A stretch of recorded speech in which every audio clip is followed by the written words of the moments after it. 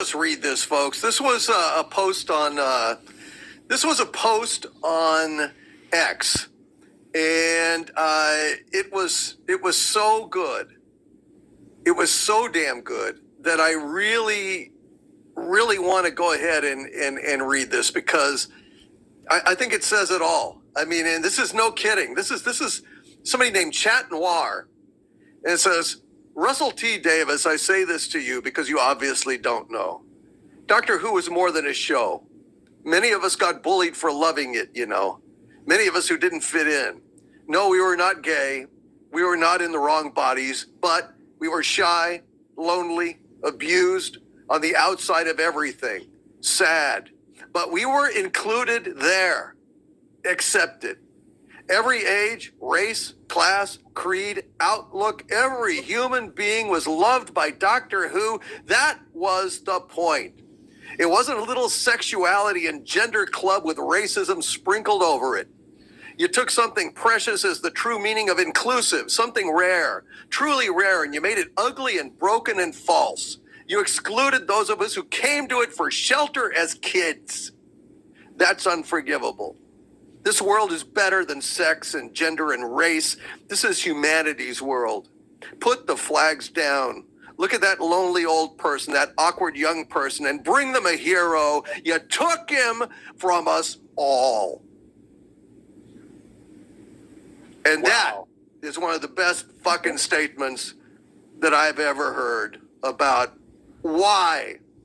And not just Doctor Who, Star Trek, Star Wars. Mm-hmm. I wanted to stand up and cheer when I read that. I retweeted it, and that was like incredible. Yeah. That was really, that right there.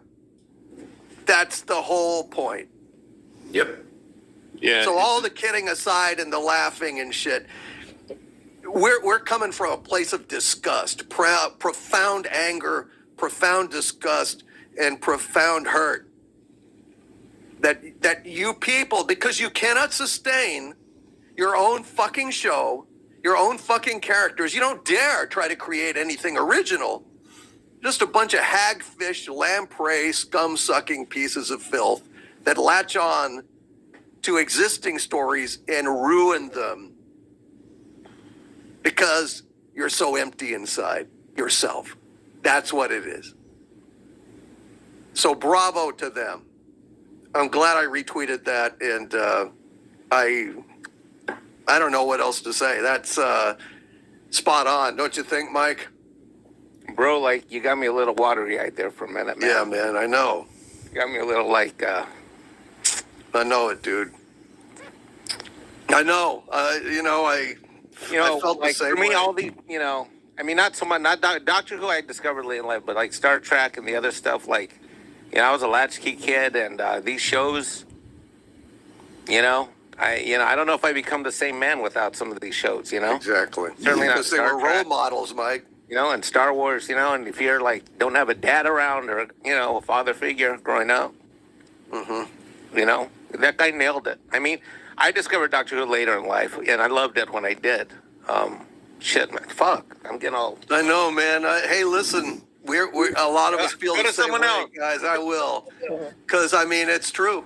It's true because when we were kids, it wasn't cool to be into comic books and stuff. As weird as it sounds, because it should have been cool, but it was a subset. It was always like football and sports and that kind of stuff, and I love that stuff today.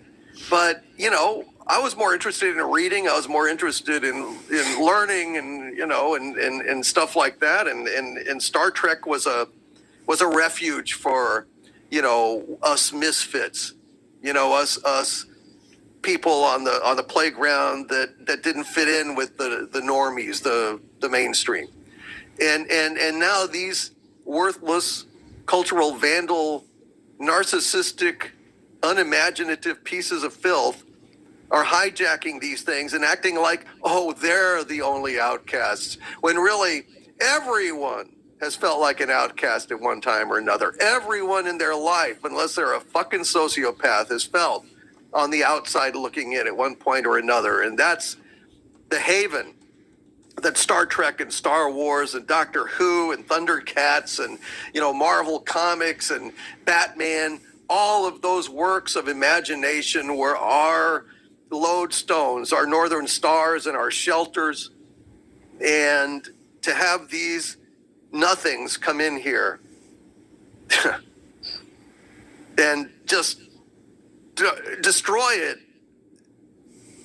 just to have a little fucking parade down some fucking street and feel like yippee about them fucking selves. It just turns your fucking stomach. And frankly, go out and try to make a check off of our fandom. Exactly. But see, they don't dare to do their own shows. They don't dare to create their own characters, which, listen, if they came up with a woke superhero or a woke time traveler or a woke hero of their own, we wouldn't say a word about it. We would just, okay, good, do it. But they won't do it because they know that the viewership won't sustain it. So they come in here, they crash the gate, they trash the joint, and then they skip out. That's the woke modus operandi. And that's what's happening here. So bravo to them for that wonderful post. And it just kind of reminds us, I think it was Lord Byron that said, if I laugh at any mortal thing, 'tis that I may not weep. Well, we laugh a lot on this show because it's better to do that than weep. But I tell you, this is serious stuff, and we're passionate about it. And the best humor comes from pain. And so when we're laughing our asses off, know that inside there's a core of pain here, and there you go. Okay? So there's that. So